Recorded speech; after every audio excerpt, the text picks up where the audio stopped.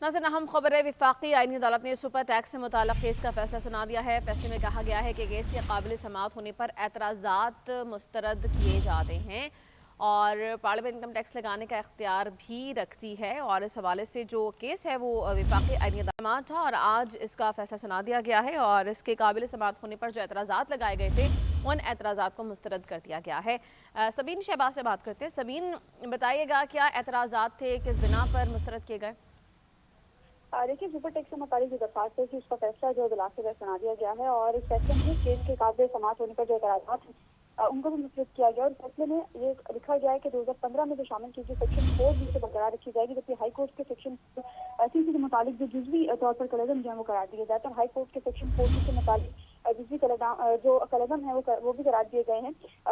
Chief justice आईनी अदालत मुनीम खान ने ये जो मुख्तलिफ फैसला सुनाया है और ये लिखा है कि पार्लियामेंट इनकम पर टैक्स लगाने का इख्तियार जो है वो रखती है। सेक्शन 4B को आईनी अदालत की जानिब से बहाल किया गया है और आईनी अदालत ने सुपर टैक्स के मुतालिक जो जुज़वी तौर पर फैसला था उसको जो वो कदम किया है और ये कहा गया है इस फैसले में कि जो पार्लियामेंट है वो टैक्स पे लगा सकती है। इस फैसले के बाद जो है जो हुकूमत है उसको तकरीबन 310 अरब रुपए भी मिलेंगे, जबकि जो मुजारबा है और जो म्यूचुअल फंड और बेनॉर्मल फंड जो होता है उसमें जो वो नहीं होगा। मुख्तलिफ सेक्टर्स को अलग कानूनी रियायतें जो बरकरार जो है वो रहेंगी। इस फैसले में मुख्तलिफ फैसले में आज ये सुनाया गया।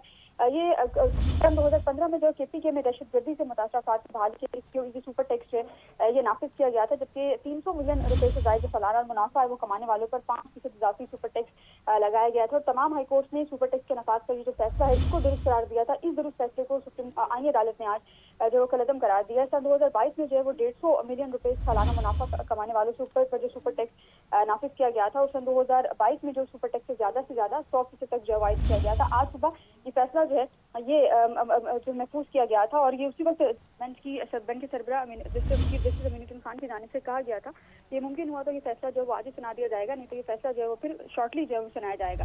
अब पहले जो है वो कहा 11:30 बजे फैसला सुनाए जाने का कहा गया था, लेकिन फिर जो अदालती अमले उसकी जानिब से बताया गया कि 1 बजे के बाद ये फैसला सुनाया जाएगा। फिर उसके बाद अदालती अमले की जानिब से बताया गया कि 2 बजे ये फैसला सुनाया जाएगा और 2 बजे चीफ जस्टिस अमीनुद्दीन खान ने ये महफूज फैसला जो है सुनाया है। और इस बेंच में चीफ जस्टिस अमीनुद्दीन खान के साथ जस्टिस हसन रिजवी और जस्टिस अरशद हुसैन इस बेंच में शामिल हैं जिन्होंने ये मुख्तलिफ फैसला जो है ये सुनाया। जी शुक्रिया सबीन, आप इस बारे में बता रही थी।